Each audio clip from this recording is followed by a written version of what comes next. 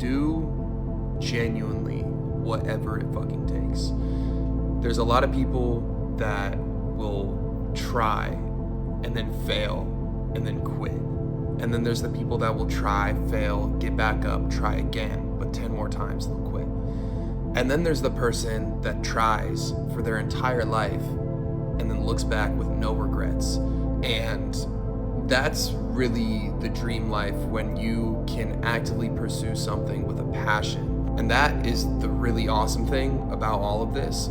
You don't even need to make money. You determine your own success, because as long as you love what you're doing, then you wake up every single day passionate about everything that you're doing. I think a lot of people prioritize money first and then end up doing something that they don't want to do. The real value or the real success comes from pursuing something that you love with a passion. Lost? What if you can't run? Give a fuck. It was never about running. Why do you think I run? It's the worst thing. I hate doing it more than anything. Hence the willpower. Right.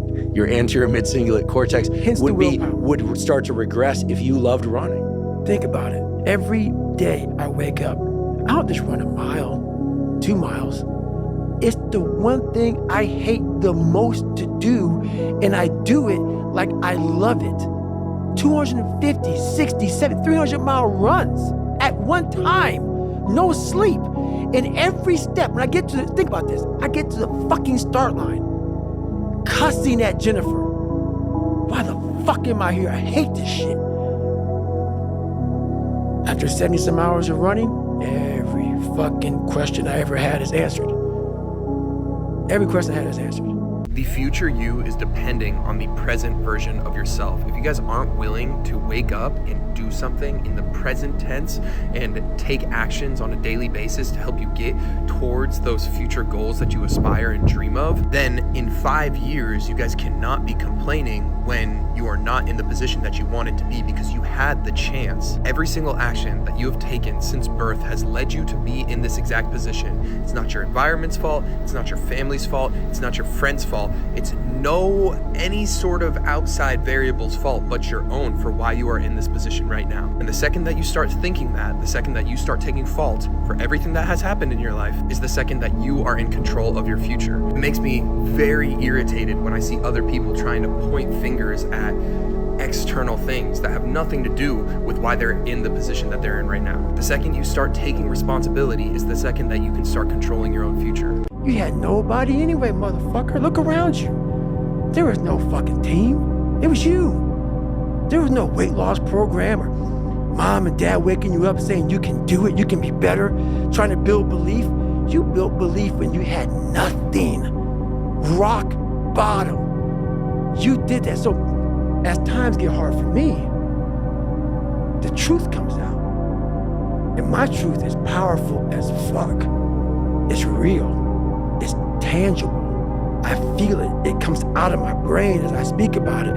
I'm reliving every single dark moment of my life to be here.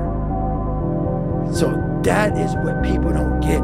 If you truly want to become successful, you have to take risks. The top 0.01%, they all repeat the same thing. You must take risks in order to get what you want. And in order to get what you want, you have to put yourself in uncomfortable situations.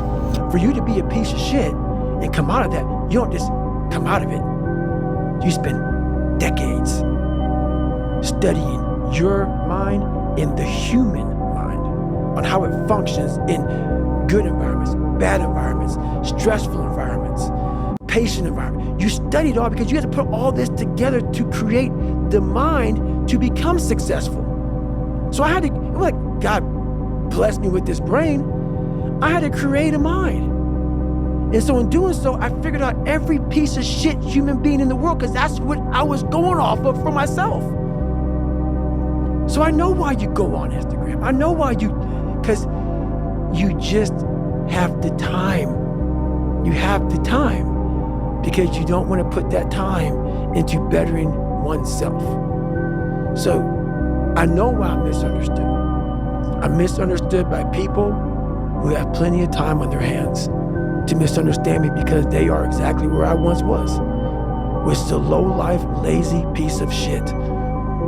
There's the harsh reality of people who troll you, who go after you.